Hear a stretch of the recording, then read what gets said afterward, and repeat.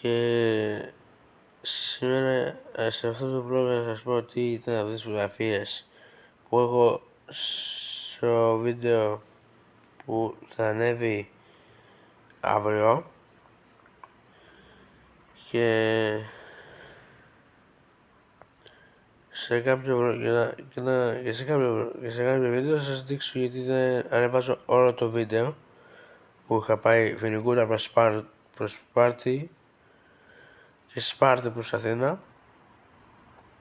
Καλά, για το Σπάρτη προς Αθήνα, γιατί τα θυμάμαι όλα, θα σας δείξω, θα σας ξαναπώ. Ήταν το κάστρο του Μιστρά, ο τάφος του Λεωνίδα, δεν θυμάμαι ποιος ήταν, και τα άλλα δύο που ήταν ο Λεωνίδας και κάποιος άλλος, δεν θυμάμαι.